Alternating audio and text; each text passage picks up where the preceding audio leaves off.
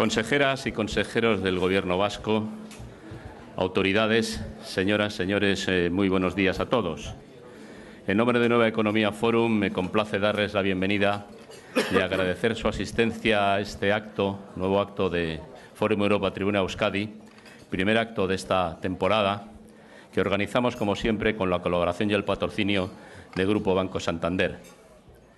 Es un placer, es un honor para esta tribuna que el lehendakari del País Vasco, Patxi López, haya aceptado participar como ponente principal en esta sesión inaugural, como digo, de este nuevo periodo, de este nuevo curso para nosotros. Gracias, lehendakari, por habernos acompañado, por haber aceptado nuestra invitación. Sería una temeridad por mi parte efectuar ningún tipo de presentación sobre el lehendakari. Y como no soy tan temerario, simplemente le digo, lehendakari, la tribuna es suya.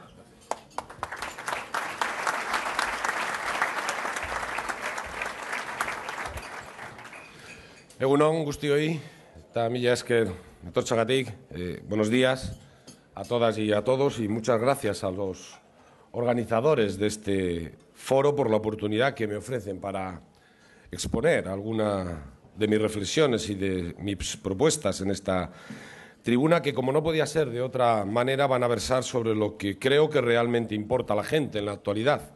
Y por eso quiero hablar de la crisis, de la economía vasca y de la creación de empleo en Euskadi. Además, ahora que estamos en una época preelectoral, creo que es absolutamente necesario que cada uno hable claro y que exponga sin velos las propuestas que defiende para que la ciudadanía decida qué modelo quiere para el futuro, qué modelo de país, qué tipo de sociedad quiere para la siguiente generación. Estamos viviendo momentos de crisis, pero también de cambios profundos en toda Europa. Y hay gente que se empeña en decir o en definir la crisis como una especie de maldición casi divina frente a la que no podemos hacer nada más que sacrificios y esperar a que escampe. Hay gente que aprovecha la crisis para hacer lo que tanto tiempo llevaban esperando, desmantelar los servicios públicos y el estado del bienestar. Hay gente que utiliza la crisis para arrimar el ascua a su sardina, azuzando los peores demonios de la insolidaridad ciudadana. Y yo me rebelo contra todo esto.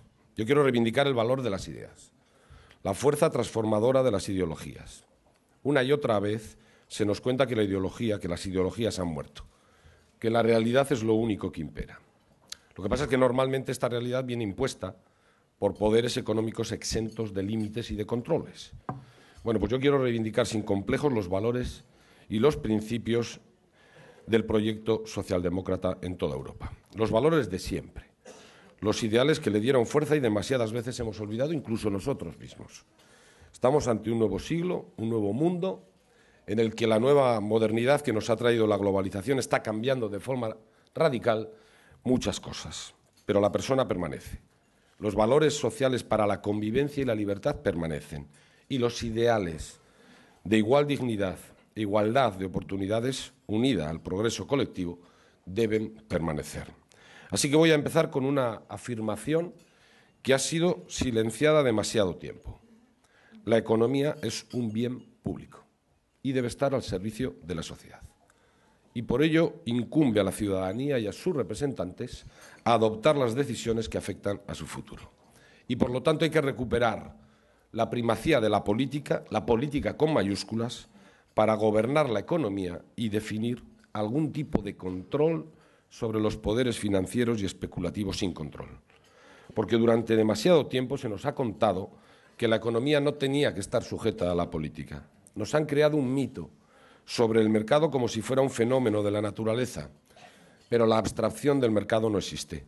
Detrás de él lo que existe son personas y entidades con intereses económicos que adoptan decisiones que nos afectan a todos.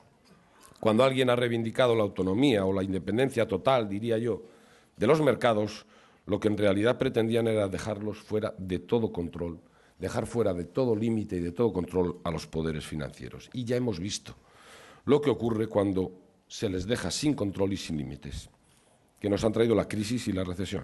Es hora, por lo tanto, de que la economía vuelva a la casa de la política de la que nunca debiera de haber salido. Y no estoy hablando de intervencionismos absolutos ni de constricciones totales. Estoy hablando de reglas de juego claras y definidas, porque la economía somos todos, nos afecta a todos y a todas, y entre todos debemos definir esas reglas de juego que deciden nuestro bienestar colectivo y no dejar su gobernanza en eso que Adam Smith llamó las manos invisibles y que en demasiadas ocasiones son especuladores sin alma, pero con nombres y apellidos que juegan con el progreso de países enteros y con el bienestar de millones de personas. Y creo sinceramente que hemos olvidado desde hace demasiado tiempo esta verdad tan sencilla y por eso ahora nos va como nos va. Por eso repito, la economía debe estar al servicio de la sociedad y debe servir para generar progreso y bienestar para todos y todas. Y a los gobiernos nos corresponde poner los medios, para que esa economía crezca y poder así redistribuir de manera justa la riqueza, procurar la igualdad de oportunidades de la ciudadanía y construir una sociedad decente, en la que el progreso de unos no camine sobre la miseria de otros. Afortunadamente, en Euskadi se ha ido consolidando una cultura propia de la economía, una cultura asentada sobre valores compartidos, sobre comportamientos asumidos y normas aceptadas.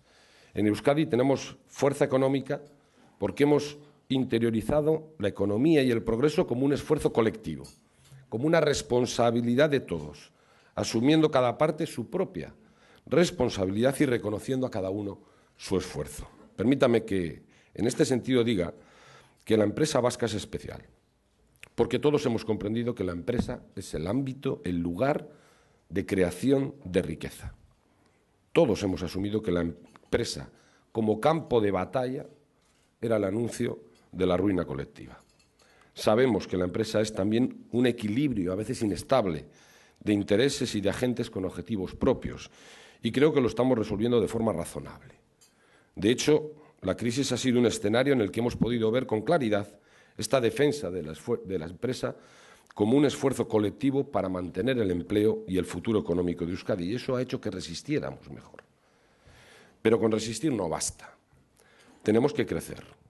Y hay tres ejes sobre los que se crea progreso y se genera empleo. La inversión, que garantiza futuro, la mejora de la competitividad y, aunque parezca de perogrullo, la contratación de personas. Y de estos tres ejes hablaré después, porque antes pretendo hablar de los recursos con los que intervenimos desde lo público, con los que apoyamos desde lo público todas estas cuestiones. Quiero hablar de la reforma fiscal, de cuya necesidad llevo hablando toda la legislatura y a la que ahora parece que se apunta todo el mundo, cuando durante los últimos 3 años la han estado impidiendo y bloqueando.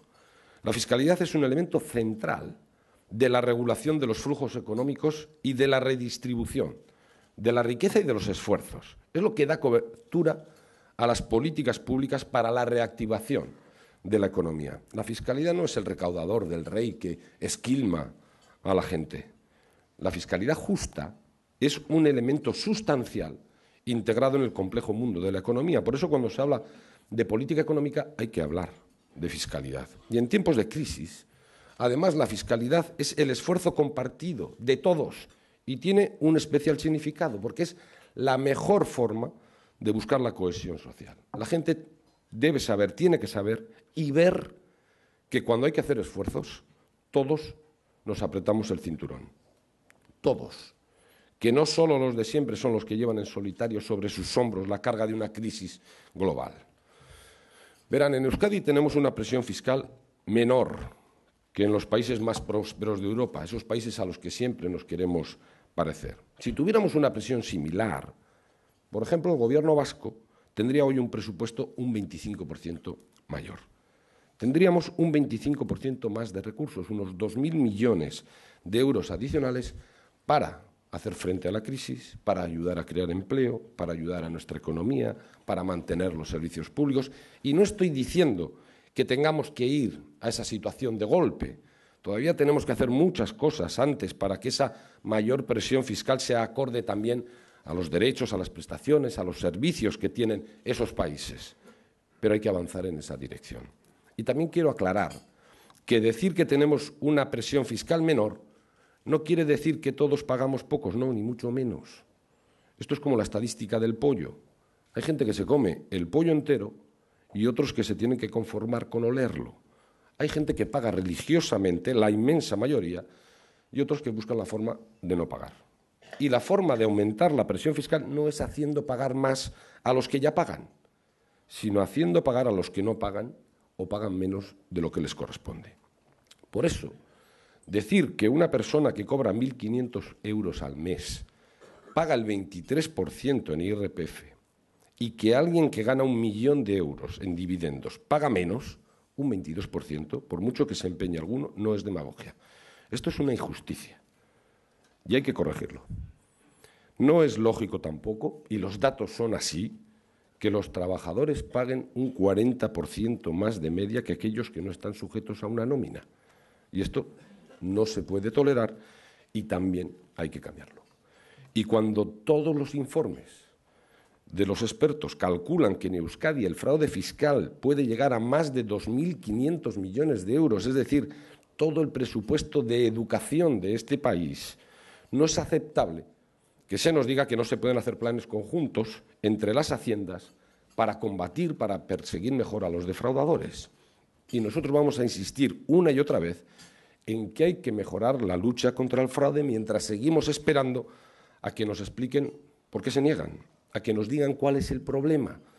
Porque, por ejemplo, el diputado general de Vizcaya nos dijo que los datos de sus contribuyentes eran sagrados, que su hacienda era como el confesionario y que de allí no iban a salir, hasta que llegó el Ministerio de Sanidad del Gobierno de Rajoy, le pidió todos esos datos para aplicar el copago farmacéutico y no tardó ni un día en enviárselos.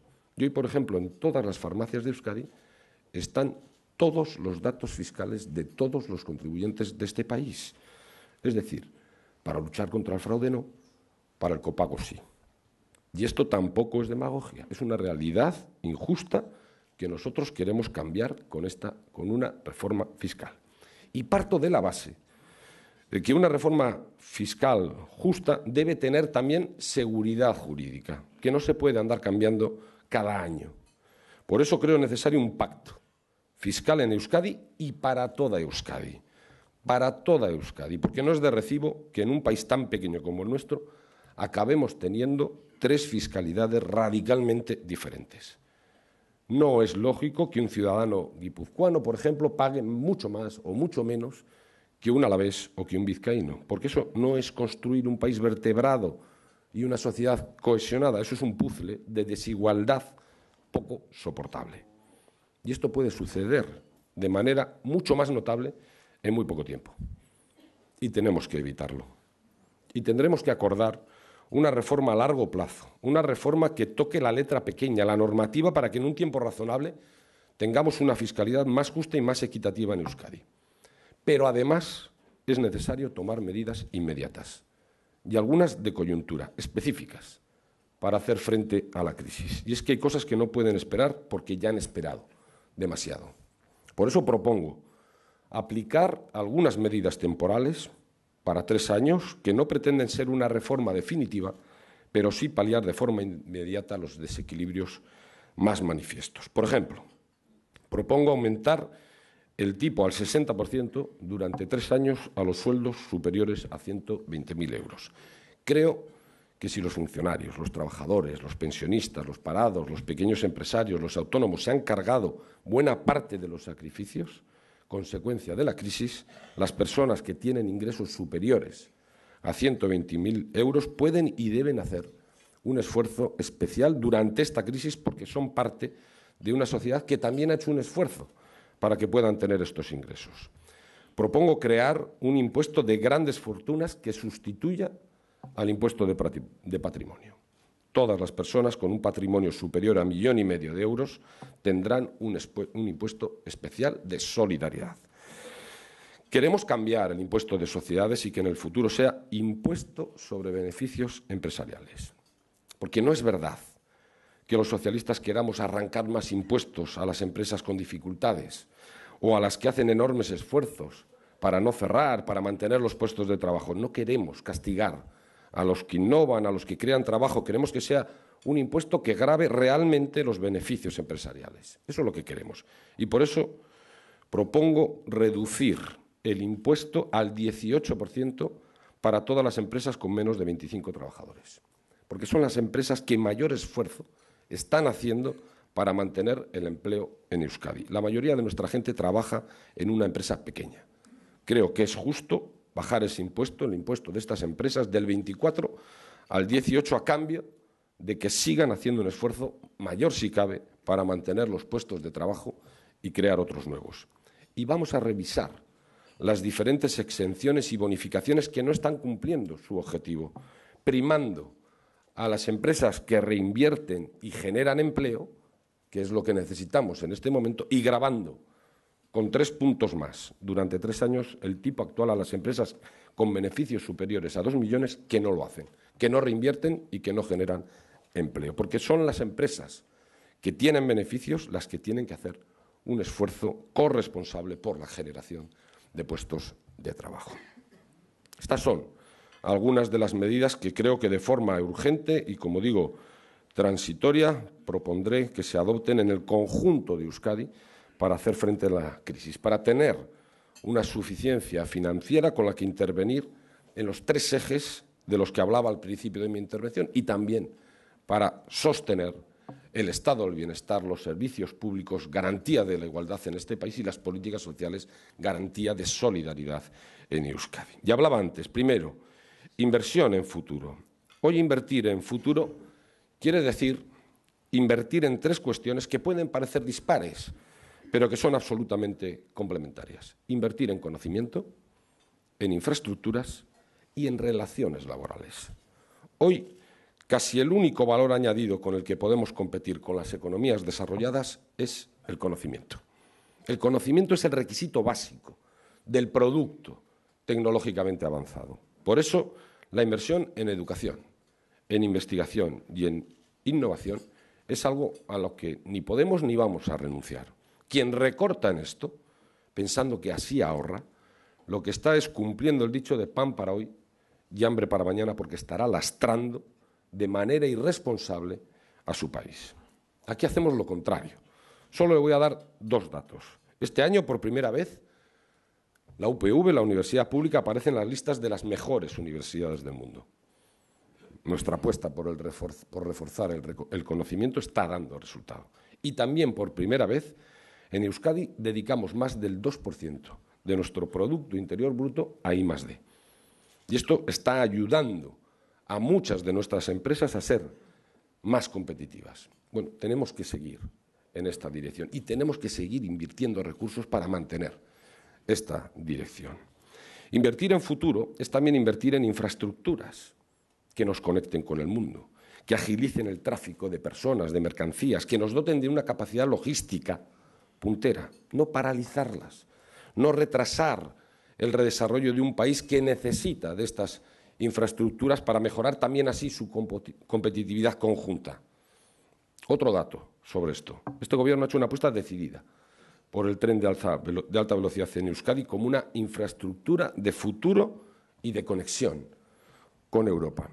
Nos encontramos con un solo tramo adjudicado cuando llegamos y hoy puedo decirles que todos los tramos, todos los que corresponden al Gobierno vasco han sido adjudicados. 14 tramos frente a 1.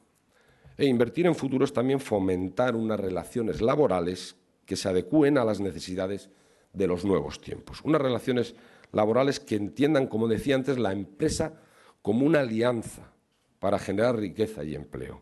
Por eso hemos apoyado acuerdos flexibles entre trabajadores y empresarios. Pero debo añadir que fomentar los acuerdos flexibles no quiere decir en ningún caso dejar a los trabajadores fuera de la tutela legal, sujetos únicamente a la voluntad de los empresarios. Unas relaciones laborales eficaces requieren de corresponsabilidad entre empresarios y trabajadores y también de una normativa y una acción pública que impida el abandono del débil frente al fuerte. Por ello, me he opuesto a la reforma de Rajoy porque su objetivo oculto no era modernizar las relaciones laborales, sino dar a los empresarios la exclusividad de las relaciones. Y yo soy de los que cree que la renovación de las relaciones laborales va a venir más por una cultura común, por prácticas asumidas por los agentes que a golpe de decreto. El decreto debe ser la última ratio, la última razón cuando es imposible el acuerdo. Y creo que en Euskadi no lo estamos haciendo tan mal. Durante la crisis, los empresarios, los trabajadores, los sindicatos no han esperado a la reforma para llegar a acuerdos internos, sino que han puesto en marcha planes que han permitido sostener sus empresas en los peores momentos. Y gracias a ello se han salvado muchas empresas y muchos empleos. Y esto tenemos también que potenciarlo. El segundo eje es la ayuda a la economía real. En tiempos de crisis hay que ayudar a las empresas, hay que ayudar a la economía real de Euskadi. Y me sigue sorprendiendo, por ejemplo, que Rajoy o las derechas europeas solo estén planteando ayudas públicas a las entidades financieras, a la banca, y se olviden permanentemente de las empresas y de la gente. Nos dicen que hay que hacer sacrificios para sanear las entidades financieras y que luego, no sabemos cuándo, ya habrá más empleo. Pues no. La economía necesita ya ayuda para crecer. Sin empresas competitivas, sin emprendedores con recursos, no vamos a poder salir de la crisis. E incluso, ya que están tan preocupados por ello, sin reactivación económica, sin crecimiento, no vamos a poder siquiera pagar la deuda. Por eso yo he planteado siempre y seguiré defendiendo que lo que hay que hacer es cambiar de objetivo. El objetivo de las políticas públicas tiene que ser el crecimiento. Y no me olvido de la deuda, no me olvido de la necesaria austeridad, no me olvido del control del déficit. Pero todo esto no servirá de nada si no conseguimos crecer. Y digo que no me olvido de la austeridad porque este Gobierno, por ejemplo, ha sabido frenar en seco un crecimiento del 10% anual del gasto público que practicó el anterior Gobierno. Hemos sido capaces de hacer ahorros y de tener un presupuesto mucho menor sin recortar ni ayudas a nuestra economía ni sin recortar servicios públicos. No me olvido del déficit, porque les puedo asegurar que esta comunidad será de las pocas, si no la única, que va a cumplir el objetivo del 1,5%. Y no es que no haya que tener en cuenta la deuda, sino que hay que tener en cuenta para qué sirve y si podemos pagarla. Y a pesar de las irresponsables declaraciones de algún candidato en relación a la quiebra y a la deuda, les tengo que decir que el Gobierno vasco es hoy una de las instituciones más solventes de Europa, como demuestra, por ejemplo, que hace bien poco, un par de meses, el Banco Europeo de Inversiones, que les puedo asegurar que mira con lupa todas las cuentas, nos haya concedido un préstamo de 460 millones a menos del 1,5% de interés. ¿Quién, si no es solvente, podría conseguir esto? Bueno, somos la comunidad más solvente de España, con mejor ratio de deuda que, por ejemplo, por no irse muy lejos, mejor ratio de deuda que, por ejemplo, la Diputación Foral de Vizcaya. Pero vuelvo a la necesaria ayuda a la economía productiva. En Euskadi existe una especie de acuerdo general no escrito sobre la necesidad de ayudar a nuestras empresas. Pero con decirlo no basta. Hay que actuar y tener recursos suficientes para ello. Y por eso planteo la necesidad de llegar a un gran acuerdo anticrisis entre las instituciones, los empresarios y los trabajadores. Antes he dicho que queremos bajar el impuesto sobre beneficios empresariales al 18% a todas las empresas de menos de 25 trabajadores y subir de forma transitoria 3 puntos a las empresas con beneficios superiores a 2 millones de euros que no reinvierten y que no generan empleo. Bien, pues planteo que todos los recursos recaudados de nuestras empresas por este impuesto, todos, sean devueltos para el crecimiento y la creación de empleo. No queremos este dinero para gasto corriente, no. Queremos este dinero para relanzar la economía vasca y crear empleo. Esa es la apuesta. No pretendo utilizar los recursos de las empresas para otros gastos. Todos vamos a hacer un esfuerzo y lo dedicaremos íntegramente al crecimiento y a la creación de empleo. Otro asunto, internacionalización.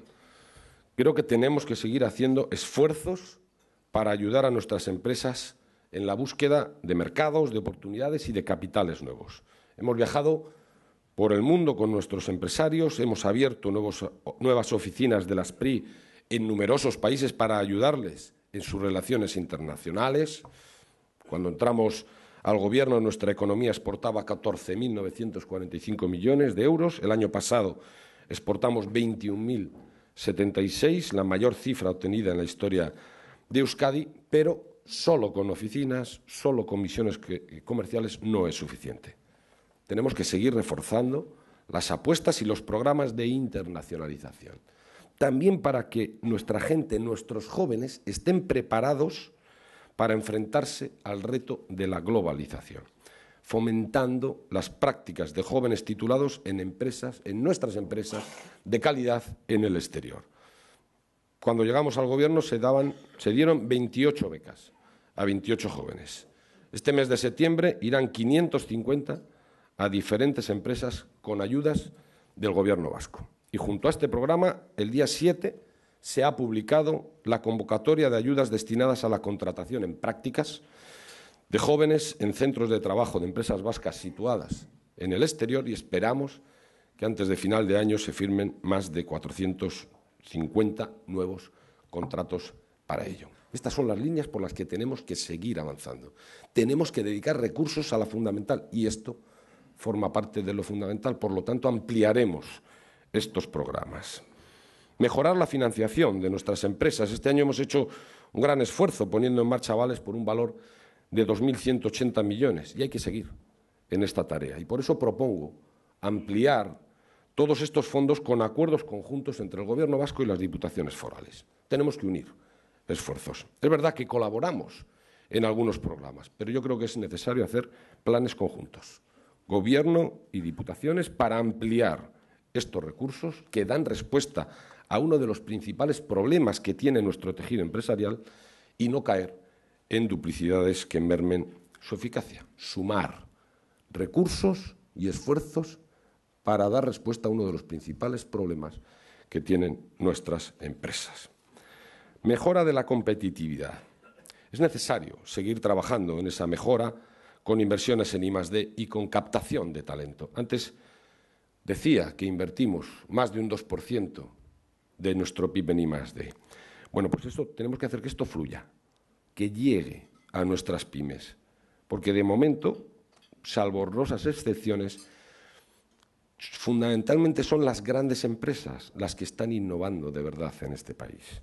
Y para un país en el que más del 80% de sus empresas son pequeñas, es fundamental introducir la innovación en ese tejido para mejorar nuestra competitividad conjunta.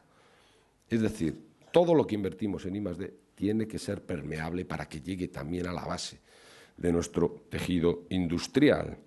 Y a la vez tenemos que seguir apoyando iniciativas estratégicas que sean motores de nuevos nichos de mercado.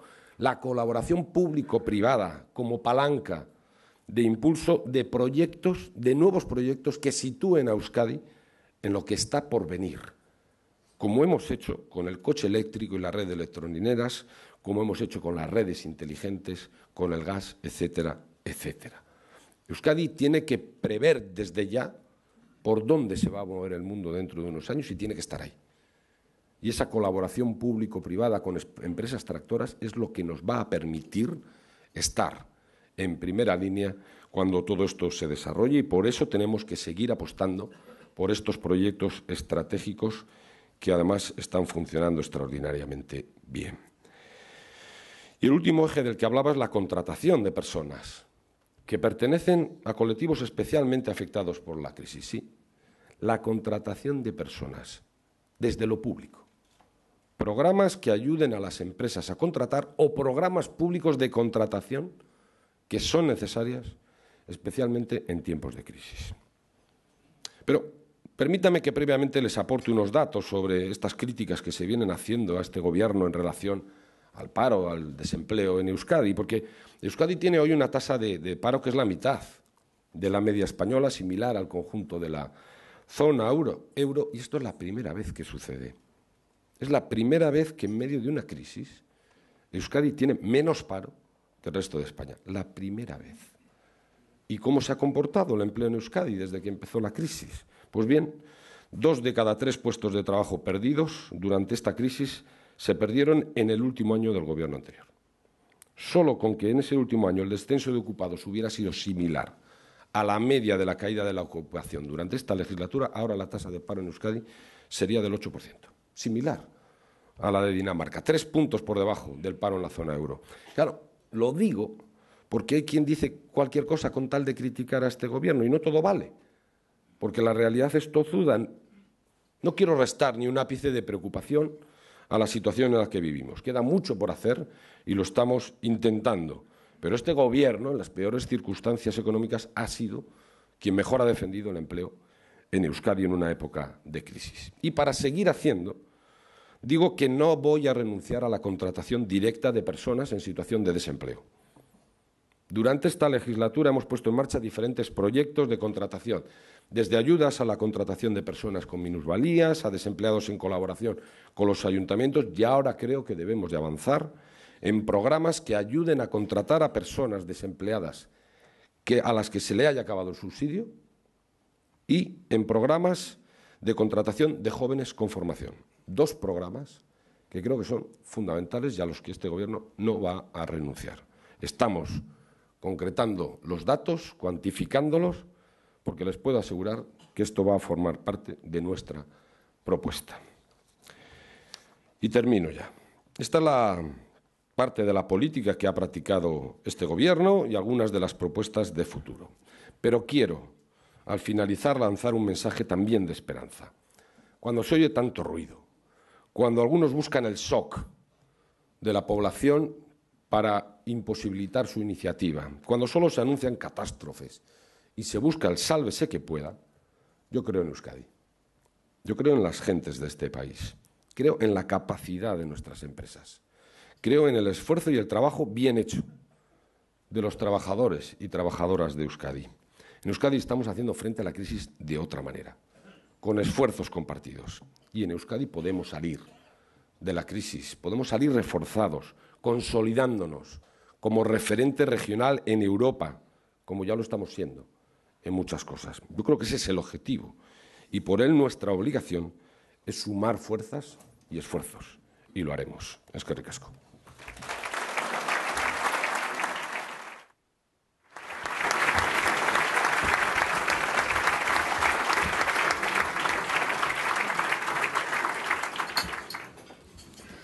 Muchas gracias, Lehendakari.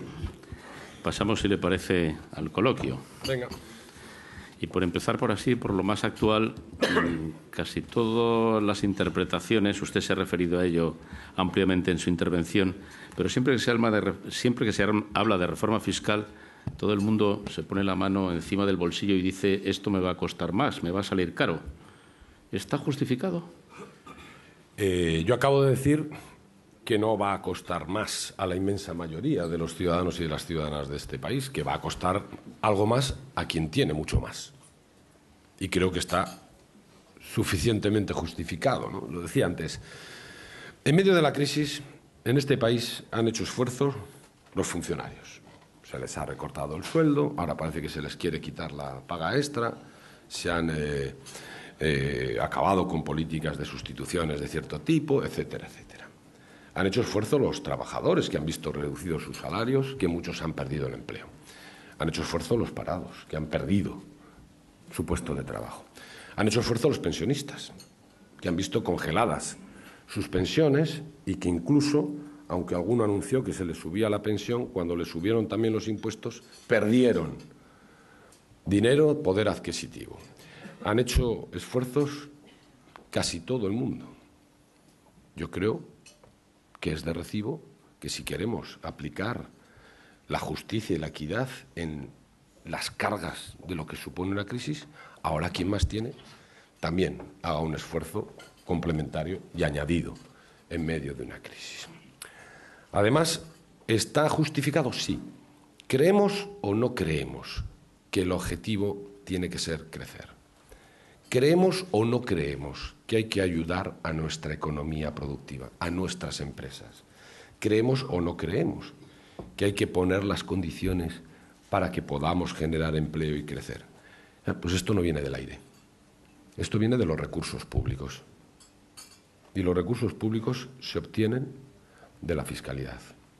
Y una fiscalidad que tiene que ayudar también al crecimiento. Por eso propongo, oiga, que no estamos intentando ahogar empresarios, que estoy proponiendo rebajar 6 puntos del impuesto de sociedades a las pequeñas empresas de este país, que estoy proponiendo gravar a quien tiene mucho más, Y eso nos tiene que permitir no solo ayudar a la economía, sino también sostener lo que es el estado del bienestar y los servicios públicos y las políticas sociales. Por supuesto que está justificado en medio de una crisis. Lo decía antes, ahora a esto se suma todo el mundo.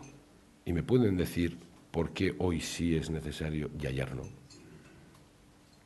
O tenemos que concluir que efectivamente lo único que han pretendido cuando no han querido ni hablar de una reforma fiscal, ni hablar de luchar contra el fraude, ni hablar de lo que es la elusión fiscal y revisar todas esas bonificaciones y exenciones, lo único que pretendían era intentar ahogar al gobierno.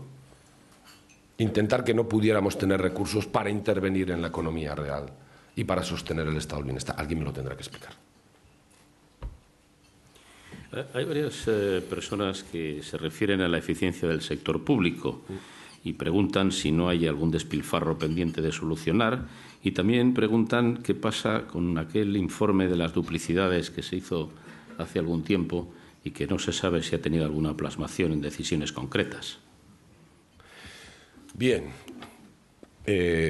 siempre hay que seguir ajustando y mejorando la eficacia y la eficiencia de las políticas públicas y de lo que es gasto corriente, pero le puedo asegurar que este Gobierno ha ido eliminando todas esas partidas no prioritarias en tiempos de crisis y ha ido eliminando muchas de estas despilfarros, si es que hubiera, lo decía antes. Pasamos de un crecimiento cada año del 10% en los servicios de este país a no solo frenar el seco, ese crecimiento, sino a rebajar los presupuestos para hacer más con menos. Porque, a pesar de eso, tenemos más alumnos en la educación en Euskadi y todos están atendidos. Y hemos tenido más enfermos que a los que atender en el sistema sanitario y a todos los hemos atendido. Yo no quiero decir que no haya que seguir mejorando la eficiencia del gasto público, pero también quiero romper una lanza en favor del gasto público, porque a veces se generaliza y se habla, el problema es el gasto público. Oiga, el gasto público en este país es la educación. Y claro que son sueldos de funcionarios, de profesores y profesoras. Gasto público en este país es la sanidad. Y claro que son sueldos de funcionarios, de médicos, de enfermeros y enfermeras, del personal que nos atiende. Y queremos que nos atienda cada vez mejor. Gasto público es la seguridad de la Ertzaintza, gasto público es la justicia. Claro, ¿de qué estamos hablando? Cuando alguno dice que hay que recortar el gasto público. Ya, hay que ser más eficientes, pero dígame, ¿de dónde? ¿Qué hospital quiere cerrar o qué escuela quiere cerrar? Porque no todo vale en estos enunciados generalistas. Gasto público es lo que sostiene los servicios públicos de un país y es lo que sostiene la igualdad ante la vida y ante la enfermedad y lo que sostiene la red de solidaridad que en Euskadi hemos decidido tener para no dejar a nadie abandonado en la cuneta. Y este Gobierno no ha dejado a nadie abandonado, ni va a dejar a nadie abandonado. Segundo, ¿podemos seguir avanzando? Y por esto la ponencia de duplicidades, por supuesto. Y tenemos que conseguir un entramado institucional en Euskadi que sea mucho más eficaz y mucho más eficiente. Por ejemplo, yo he propuesto que haya una sola empresa pública por cada uno de los sectores de actividad. No puede ser que tengamos 3, 7 y 250 como en alguno de los casos. Tenemos que tener una que esté participada por todas las instituciones que actúan en esa cuestión y que ponen recursos sobre esa cuestión, pero tenemos que reducir esto. Como, por cierto, hemos reducido en el Departamento de Medio Ambiente, de Agricultura, que teníamos un plantel enorme de empresas públicas que hemos conseguido reducir de manera extraordinaria o como hemos hecho en industria. ¿Se puede seguir mejorando? Por supuesto, pero necesitamos acuerdos institucionales para hacer un país mucho más eficiente y mucho más eficaz. Como la cifra de 250 es impresionante, no me resisto a preguntarle dónde está. No, tampoco quiero decir que este ejemplo, que 250 son, por ejemplo, las agencias que se dedican al emprendimiento. A mí no me parece mal que el emprendimiento tenga toda la ayuda que se pueda, porque hay agencias públicas, privadas, comarcales, locales, territoriales. Pero ordenar ese tráfico es importante, porque incluso en ese laberinto de 250 agencias se pierden hasta los emprendedores. Nosotros pusimos en marcha un solo punto, una página web para que se pudieran orientar en el laberinto, porque a mí me han llegado a contar casos de un emprendedor que quería abrir una residencia y, claro, porque vivía en una zona rural, pues no entraba dentro de las políticas rurales, digo, ¿no? Sí, y se perdió y no puso en marcha su iniciativa. Todo esto hay que reordenar ese tráfico. Y también ya aprovecho la pregunta para decir que las políticas públicas, las políticas de un gobierno tienen que pasar de la cantidad a los objetivos. Es decir, un gobierno no es mejor porque haga muchas cosas, sino porque las cosas que hacen sirven para los objetivos que se plantean. Y pondré un ejemplo. Hasta ahora, toda esa formación que se daba en Euskadi se daba sin evaluar prácticamente. Y agencias, empresas, sindicatos, todo el mundo daba cursos de formación sin una evaluación. Bien, a partir de ahora, la formación tendrá que cumplir una serie de objetivos. Es decir, tú quieres dar un curso de soldadura en la margen izquierda, tendrás que garantizar que cuando acabe ese curso un tanto por ciento de los alumnos están colocados. Porque si no, es que no es eficaz esa formación, sino porque es que estás dando una formación que no se adapta a las necesidades de la zona, del entorno, de lo que se precisa en nuestro mercado laboral. Es decir, tenemos que hacer políticas públicas con objetivos claros, evaluables y que se cumplan. Antes de pasar a cuestiones sobre el conjunto de la economía, que hay varias planteadas, le traslado dos que acaban de llegar referidas directamente a la reforma fiscal. La primera le pregunta si el incremento que plantea usted en el impuesto de sociedades para empresas con más de 2 millones de beneficios afectaría a las cooperativas. Esa es la primera. Y la segunda es si tiene alguna opinión, si le parece que se puede apoyar desde su partido la reforma fiscal más o menos esbozada por el diputado José Luis Bilbao.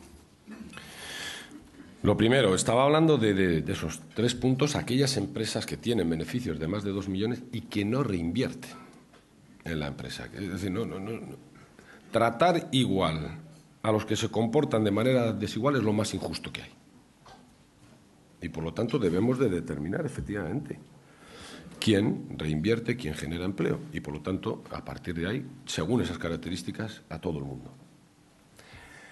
Segundo, es que yo de lo que ha dicho José Luis Bilbao o lo que ha dicho el candidato Iñigo Urkullu, solo conozco el enunciado. 3 años impidiendo una reforma fiscal y ahora dicen que quieren una reforma fiscal justa, equitativa y que garantice suficiencia financiera. Y es un enunciado textual y clavado a lo que yo venía diciendo. Ahora, en cuanto rasco del enunciado, creo que no hay ninguna coincidencia. Porque yo hablo que lo primero que hay que hacer es luchar contra el fraude. Y ellos nos han dicho que no se pueden hacer campañas conjuntas para luchar contra el fraude. Lo segundo que he dicho es que los que tienen mucho más también tienen que aportar. Y dijeron que eso era demagogia. Incluso llegaron a decir que eso lo que en un mundo como este lo que haría sería que los ricos se fueran de Euskadi. Ya, pero cuando el gobierno de Rajoy puso en marcha una reforma fiscal que también gravaba más a las rentas más altas y no se ha aplicado en Euskadi, porque no se ha aplicado ni en Álava, que gobierna el Partido Popular, pues resulta que los ricos no han venido a vivir a Euskadi. Aquí pagarían menos, ¿no? Pues no ha venido ni uno. Por lo tanto, no son más que argumentos de quien no quiere tocar ese asunto. Y luego, a partir de ahí, yo no conozco más planteamientos. Yo no conozco por qué cuando yo proponía una reforma fiscal resulta que no era competente y ahora alguien que quiere ser lehendakari quiere proponer una reforma fiscal y sí es competente. ¿Me lo pueden explicar a alguien? ¿Por qué esto es así? Porque si no, diré, es electoralismo puro y duro, punto. No es más. Una de las preguntas que se plantea a mucha gente y que nos trasladan es si la crisis actual es una crisis de coyuntura o una crisis de modelo, que precisa un cambio profundo de modelo. Al principio de la crisis se habló incluso de ello. Y esto conecta con otra pregunta que plantea otra de las personas que nos acompaña, que le plantea si nos estamos haciendo las preguntas correctas, que es el requisito necesario para tener las respuestas correctas. Sí, incluso cuando sabíamos todas las respuestas nos cambiaron todas las preguntas, ¿no? Que decía Benedetti que había leído en un muro. Y es verdad, esta es una crisis económica, pero es también una crisis política y también es una crisis social y es una crisis de modelo. Y algunos, es más, aprovechan la crisis para cargarse el modelo que hemos construido, el modelo social que hemos construido en el conjunto de Europa. Hay algunos que intentan aplicar, como si fueran dogmas de fe, unas recetas que no están ayudando a la economía, ¿verdad? Porque estamos peor que hace 3 años y pico en las que se empezaron a imponer estas recetas de los recortes, pero que sí se están cargando el modelo social y el modelo de bienestar. Y yo decía, me opongo radicalmente a esto. Que tengamos que hacer reformas, que tengamos que revisarlo para hacerlo sostenible. No solo no me opongo, sino que algunas de las grandes reformas de los modelos de los servicios públicos, de la sanidad y la educación, las ha empezado a hacer este Gobierno. Pero de ahí a que la respuesta a la crisis económica sea cargarse el modelo social, bueno, ni muerto. O sea, ¿cómo? Porque además, si es que esto es la pura realidad, 3 años y medio aplicando recortes. ¿Cómo estamos hoy? Peor. Prácticamente toda Europa en recesión. Países enteros abocados a la pobreza para generaciones. Y ni crecemos ni generamos empleo. O sea, por conclusión lógica, no habría que cambiar de políticas. No habría que empezar a hacer otras cosas. No habría que intervenir e invertir en la economía real y productiva para buscar el crecimiento. Oiga, pues yo esto no lo estoy viendo. Y esto creo que es lo que tenemos que hacer. Y es verdad. Hay una crisis de modelo seguramente por lo que he dicho antes, porque la política dimitió en un momento dado de su obligación, que es gobernar la economía, para ponerla al servicio de la sociedad. Y diré más. Quien más dimitió seguramente habrá sido el proyecto socialdemócrata, que se creyó que ya había cumplido con su trabajo cuando puso en marcha el Estado del Bienestar en Europa. Y lo abandonó a su suerte. Y se creyó, es la economía, estúpido. Y creo que tenemos que recuperar todo ese terreno perdido para recuperar la política, con mayúsculas, y el proyecto socialdemócrata. Pues hubo quien pensó que la recuperación del proyecto socialdemócrata pasaba por la elección del presidente francés Hollande. ¿Qué le parece el plan que anunció hace 2 días? Ya. Es muy curioso porque se dice, no, Hollande ha propuesto recortar 30.000 millones, ¿no? Hollande ha propuesto ver cómo recorta 10.000 millones y cómo tiene 20.000 de la fiscalidad. Con propuestas, algunas muy similares a las que acabo de decir hoy aquí. Por lo tanto, 10.000 millones es lo que el Gobierno de Rajoy recortó una semana.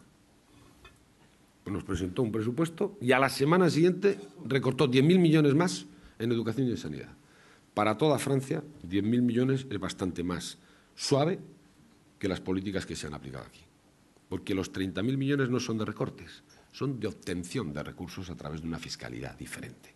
Y ha habido un rico que dice que se va a Bélgica. ¿Y dónde se van a ir? Si Europa va a atender sí o sí a una convergencia también de política fiscal. Porque si no, no va a tener mucho futuro Europa. Y por lo tanto estará en Bélgica, pero acabará pagando también esos impuestos. Dentro de las cosas a hacer, ¿qué se podría hacer para frenar la dictadura de los mercados sobre la democracia? Pues empezar a poner esos límites y esos controles. Yo he oído decir, incluso para que no todos sean críticas al Gobierno de Rajoy, que va a poner algunas tasas a esas transacciones financieras especulativas. Creo que teníamos que haberlo hecho hace mucho tiempo en toda Europa. Por ejemplo, por poner un ejemplo. Creo que tenemos que limitar el poder y la capacidad de quienes juegan y especulan con el euro, especulan con países con dificultades, para impedir esto. Y esto necesita alianzas en Europa. Y esto necesita entender Europa como un todo, no Europa como Estados-nación que cada uno se mira al ombligo para ver qué es lo mejor para su territorio, porque luego acabará siendo peor para todos. Todos miramos a Alemania. Alemania está creciendo al 0, muy poco por ciento y seguramente dejará de crecer cuando los demás no le podamos comprar cosas, porque nos está ahogando. Es decir, aquí tiene que haber una vocación europea de verdad. De verdad.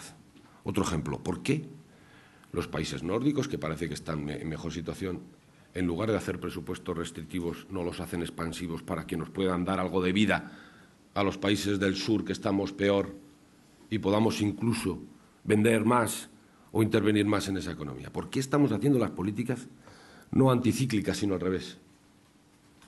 ¿Por qué no tenemos esa vocación de, en conjunto, un continente haciendo frente a una crisis? Porque es la única manera.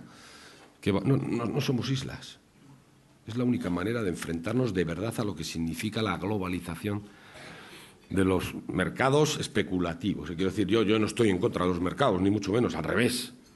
Lo que estoy en contra es de los mercados desregulados totalmente. Cuando se afirma que la empresa es la única generadora de riqueza, ¿no hay una cierta renuncia, una cierta claudicación de todo lo demás? No he dicho que es la única, ¿eh? He dicho que es generadora. No. Yo he trasladado la pregunta. Bueno, pues si lo he dicho, he estado radicalmente equivocado. Quiero decir, los gobiernos tienen que poner también, con sus inversiones en infraestructuras, generan riqueza y empleo. Los gobiernos, con sus servicios públicos, generan riqueza. Porque, claro, hay dos concepciones de lo que es el gasto público. El gasto público como gasto, y alguno cuando habla de gasto lo asimila a derroche, o el gasto público como inversión. ¿Qué es más importante para un país? ¿Recortar la educación y tener el gasto de lo que supone la ignorancia, o invertir en conocimiento? Esa es una inversión que genera riqueza en un país y la hacen los gobiernos. ¿Qué es más importante? ¿Recortar la sanidad y tener una población peor atendida, o invertir en tener cada vez una sanidad mejor? Por cierto, el último dato es que la sanidad pública vasca ha pasado del 7º puesto al 2º en consideración en el conjunto de España. Esa es una gran inversión en la salud de la población, y eso genera riqueza para un país, y eso lo hace un gobierno. Y luego el gobierno lo que hace es poner los mejores entornos, las mejores condiciones para que efectivamente las empresas y los empresarios y los trabajadores generen más riqueza y generen más puestos de trabajo. Y a eso no voy a renunciar. Claro que hay una corriente neoliberal que parece que está triunfando en buena parte del mundo, que es adelgazar permanentemente al Estado. Yo estoy radicalmente en contra. El Estado es quien garantiza de verdad la igualdad de la ciudadanía. Y es quien y diré una palabra que a veces no gusta, quien impone la solidaridad colectiva frente al sálvese el que pueda. Es quien tiene la obligación de no abandonar a nadie. Y eso solo se hace desde lo público y con políticas públicas. Y eso genera riqueza para un país. Javier González, de la Asociación Vecinal, no entiendo aquí muy bien su letra, quiere hacer la pregunta por micrófono directamente, de viva voz. Si le acercan el micrófono, por favor, y se pone en pie para que le veamos. Muchas gracias. Sí. Hola, buenos días, según Agustí hoy. Le había transmitido dos preguntas. La primera es, habiendo el empleo que hay, ¿no le parece que puede ser una buena medida repartir el empleo, y sobre todo empezando dando facilidades para que se hagan en la privada, pero sobre todo en la empresa pública? Y la segunda pregunta, en un momento de recortes profundos a nivel, bueno, pues de lo que ha comentado, que se haga una partida extra de 1.800 millones de euros para defensa o guerra, como según le queramos llamar, ¿no le parece que el Gobierno vasco debería hacer una insumisión o una objeción fiscal y dedicarlo por lo que no dedicaría a eso, en el cupo me refiero, para sanidad, educación y demás cuestiones que realmente parece que sí son necesarias? Y una tercera, que igual no es de economía, pero tiene que ver. La inversión en sanidad, la inversión en educación, es para conseguir unos objetivos. Lo que ocurre es que los objetivos de sanidad y educación son a 20 años, a 30 años. Y los objetivos y el rendimiento de cuentas de los políticos, digamos, o de los partidos o de los gobiernos, son a 4 años.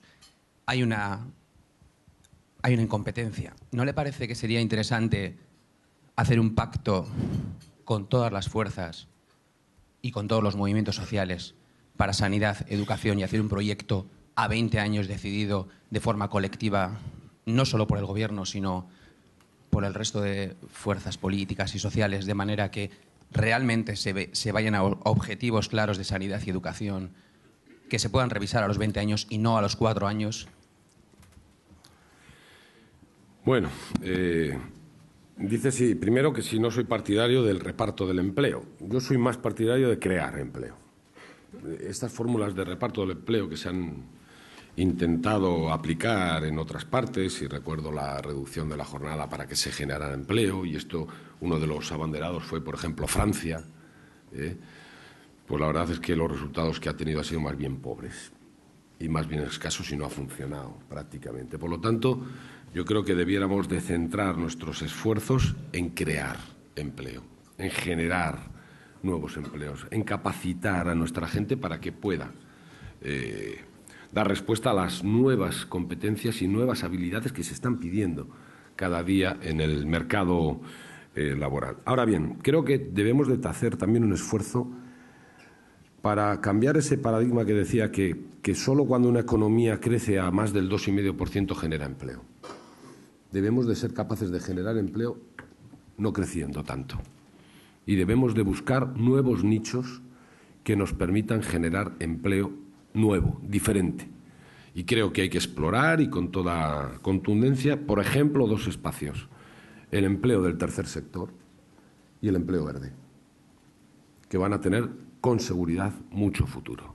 Es verdad que son dos espacios o dos nichos que necesitan en un primer momento de recursos para que salgan a flote, porque el empleo verde es caro, hay que reconocerlo. Y el empleo en el tercer sector en este momento parece que lo que está es disminuyendo. Bueno, pues desde lo público también tenemos que apoyar a que nazcan y florezcan estos nichos que serán capaces de ir absorbiendo gente desempleada que existe en este momento, porque la construcción no lo va a absorber. 2 millones de personas en toda España paradas de la construcción no van a volver a tener trabajo en la construcción. Hay que buscar nuevos foros, nuevos nichos, nuevos modelos. Y diciendo esto de los nuevos nichos, en Euskadi es fundamental seguir apostando por la industria. La industria es el gran motor de Euskadi, y tenemos que ayudar para que nuestras empresas cada vez sean más competitivas, estén más internacionalizadas y así puedan sostener y generar empleo. Segundo, defensa. Bueno, yo creo que sí, que hay gastos de defensa que se pueden ajustar, hay cosas que se pueden dejar de comprar para dedicarse a otras partidas, pero yo no voy a caer en esto de eliminamos completamente la partida de defensa, porque no es real en un mundo como el que vivimos, y por lo tanto busquemos ajustar esa partida, pero sin caer en eso de eliminar cosas que no son reales. Objetivos a 30 años, decidido no solo por el Gobierno. Los gobiernos, es verdad, tienen que tener la obligación, cuando hacen reformas profundas que afectan no solo a su mandato, sino incluso a generaciones, de buscar los mayores acuerdos posibles. Y este Gobierno, cuando ha empezado a reformar la educación o la sanidad con el asunto de los crónicos, la educación con el trilingüismo, con las nuevas tecnologías, ha buscado todos los acuerdos de la comunidad implicada en estos asuntos, ha buscado acuerdos parlamentarios. Yo creo que en este país no hay nadie que se oponga a una estrategia de crónicos, que es como se está haciendo la reforma de la sanidad, o no hay nadie que se oponga al trilingüismo y a la introducción del inglés o de las nuevas tecnologías, que es una pata de las reformas que estamos haciendo en la educación, ¿no? Y por lo tanto, desde la obligación de buscar acuerdos, lo estamos haciendo. Pero también, por si tiene otra derivada detrás, quiero decir que también los gobiernos tenemos la obligación de gestionar y de decidir políticas y de poner en marcha planes y proyectos. Y diré que a veces no gustan, pero es nuestra obligación hacer ciertas cosas por el bien de la sociedad, del país, de la economía.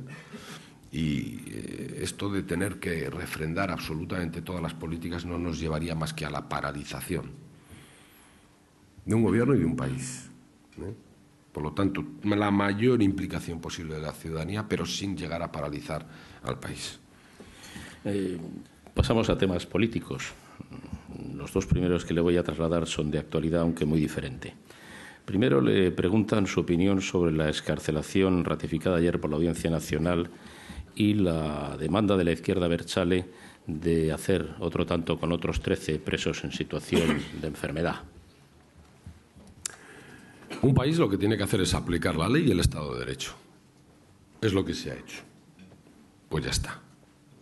A partir de ahí no debiéramos de permanentemente seguir hablando de este asunto, que lo único que hace es hacer la campaña de quien no se merece que le hagamos la campaña. El Estado de Derecho en este país ha demostrado que es garantía de justicia, que es generoso cuando tiene que serlo y que es superior, infinitamente superior, moralmente, éticamente y humanitariamente que los terroristas. Pues los demócratas debiéramos estar contentos. La segunda, referida a la actualidad, como les decía, es totalmente distinta. Le preguntan si tiene alguna opinión sobre el desarrollo de la diada en Cataluña el pasado día 11. Y decías que era de política. Pues yo creo que es, de alguna manera, incluso el fracaso de la política. El no haber gestionado bien este asunto desde la política y haber permitido, es que algún gobernante tiene mucha capacidad de sentarse a ver pasar los problemas, a ver si se arreglan, y generalmente se empeoran, y no haber utilizado la política para resolver agravios, y no haber utilizado la política y la negociación política para resolver asuntos que se veían que o se arreglaban o podía generar una bola de nieve. Porque esa manifestación independentista, mucha de esa gente lo que tiene es un agravio económico de Cataluña. Se podía haber negociado y arreglado. Y ahora lo que existe es un problema político, porque alguien prefirió sentarse a ver pasar las cosas, en lugar de utilizar la política. Y ahora lo que tendremos que hacer es, con mucha tranquilidad, sentarse para arreglar este asunto. También en clave política, las encuestas que se vienen realizando últimamente revelan un cierto descrédito y una cierta desconfianza de los ciudadanos, no solo hacia los políticos, sino hacia la propia política. Dos cuestiones sobre esto. Unos piensan que esto puede derivar en un populismo, en una tentación populista. Otros piensan que puede derivar en una abstención importante en los procesos electorales. No sé si está de acuerdo con alguna de las dos o cuál le preocupa de las dos más. Y también le preguntan, relativamente relacionado con esto, cómo tiene pensado articular una mayoría social y parlamentaria que apoye su programa para el próximo día 21 de octubre.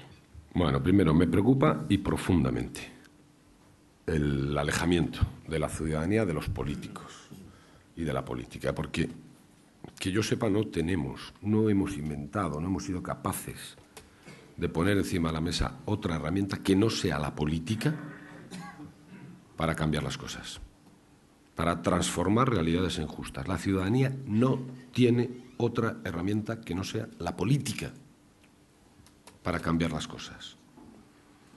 Y la ciudadanía, en las protestas, debe de buscar una organización que haga política para cambiar las cosas, o debe formar una organización, quiero decir. Y me preocupa extraordinariamente, porque efectivamente, ante ese distanciamiento crecen los populismos. Crecen los populismos que son antipolítica, pero son antidemocráticos. Y en España estoy viendo algunas cosas que me preocupan y mucho. Y mucho. ¿Qué es esto de que un fontanero puede sacar un ratito por la tarde para hacer política? Una señora que cobra 500.000 euros al mes y que es presidenta de una comunidad. Esto ya lo habíamos resuelto a principios del siglo pasado, Esto ya habíamos resuelto que la política se tiene que dignificar y que no solo pueden dedicarse a la política los que tienen recursos y los que tienen dinero. Esto pasaba cuando aquí se eligió a Facundo Pérez Agua, el fundador del Partido Socialista en Euskadi, como concejal y no pudo coger el acta de concejal porque no era propietario. Esto ya lo hemos resuelto hace mucho tiempo, como para que venga una política que cobra 500.000 euros al mes a subirse a la ola del anti, política y políticos. Y esto es en contra del sistema democrático y de la democracia representativa. Si por algunos fuera... Esto ya lo han inventado, el de todos los neocon, empezando por Estados Unidos. Si por algunos fuera, se elegirían a ellas solas. Y no habría ni oposición, ni sindicatos, ni nada. Bueno, radicalmente en contra. Radicalmente en contra. La sociedad tiene que estar bien representada. Y la política tiene que dignificarse. Y es verdad que los políticos tenemos que responder, Y es verdad que los políticos también tendremos que hacer nuestros actos de constricción para responder a los mandatos de la ciudadanía y para cumplir objetivos. Es verdad. Pero a cada uno lo que le corresponde. Bien, pues la última pregunta que le he trasladado se refiere, de alguna manera, a esa especie de examen de conciencia. De sus años como Lehendakari, la cosa que le ha satisfecho más, la que le ha resultado más dura, y si se ha arrepentido de algo. Cuando yo llegué al Gobierno, nos habíamos marcado 3 objetivos fundamentales, ¿no? Uno era hacer de esta la legislatura de la paz, luchar contra la violencia terrorista, dar normalidad y tranquilidad a la vida política y social en Euskadi para dejar atrás todos estos debates identitarios que nos enfrentaban, que nos dividían a los vascos y combatir la crisis. Bueno, hoy estamos viviendo un tiempo diferente, un tiempo de paz y de libertad y un tiempo en el que el objetivo es asentar la convivencia. Hoy yo creo que nadie duda de que estamos viviendo unos tiempos más tranquilos en los que la política se dedica a atender y a resolver los problemas de los ciudadanos, no a enfrentamientos identitarios que a veces solo nacen de algunas obsesiones particulares de quien gobierna. Y creo que hemos demostrado que se puede hacer frente a la crisis de manera bien diferente a como se está haciendo en todo nuestro entorno. Los datos lo demuestran y desde lo público hemos sido capaces de sostener todos los servicios públicos, de mantener las políticas sociales, de no aplicar recortes ni copagos y a la vez desde lo público hemos sido capaces de ayudar a la economía, a las empresas, a los trabajadores y a los parados. Este es el ejemplo de que se puede hacer, de que hay otra forma. Y estoy relativamente satisfecho de todo ello. Digo relativamente porque cuando uno tiene, aunque sea la mitad que España, un 13% de desempleo, no puede estar satisfecho. Y cuando uno tiene un país en el que la economía decrece, no puede estar satisfecho. Hay que hacer más cosas y tenemos que hacer más cosas. Pero los objetivos que nos marcamos al inicio están básicamente cubiertos, por lo tanto de eso estoy satisfecho. Lo peor, lo más duro fue aquello que algunos entendieron como un recibimiento de este gobierno, que fue el atentado y el asesinato de Puelles en Bilbao. Porque algunos lo anunció así, el recibimiento de este gobierno, ¿no? Lo más duro. Y de lo que me arrepiento, pues en este momento no te podría decir. Eso quiere Creo decir que no. ¿Es de mucho o de nada? No, quiero decir que en toda labor de estas tiene aciertos y errores, tiene luces y sombras seguramente, pero como ya tengo a muchos que me recuerdan solo las sombras, ¿por qué no voy a decir que sobre todo este gobierno lo que ha tenido son luces? Y creo que la realidad lo demuestra. Estamos viviendo el tiempo de la paz y la libertad, estamos viviendo en una sociedad mucho más tranquila y estamos haciendo frente a la crisis como nadie lo está haciendo en nuestro entorno. Y esas son las luces. Muy bien, pues José Ignacio Polidura, subdirector general de Banco Santander, cerrará el acto. Señor Lehendakari, autoridades, empresarios, amigas y amigos, buenos días a todos. En primer lugar, quiero agradecer a Nueva Economía su impecable organización, su seriedad a la hora de programar los debates, su rigor, su neutralidad, su pluralidad, que propician un diálogo abierto que nos permite conocer los contrastes de una sociedad tan diversa como la nuestra. Una sociedad que ahora más que nunca necesita del intercambio de ideas como vía imprescindible para abordar los problemas en los que estamos inmersos. En Banco Santander estamos firmemente comprometidos con esta idea la de promover iniciativas que animen a la reflexión y al diálogo, que ayuden a los emprendedores, que apoyen el tejido empresarial, que aporten innovación, soluciones y, por qué no decirlo, algunas dosis de optimismo, ilusión y esperanza en estos momentos complicados. Muchísimas gracias a todos ustedes por su asistencia y su participación hoy aquí. Gracias.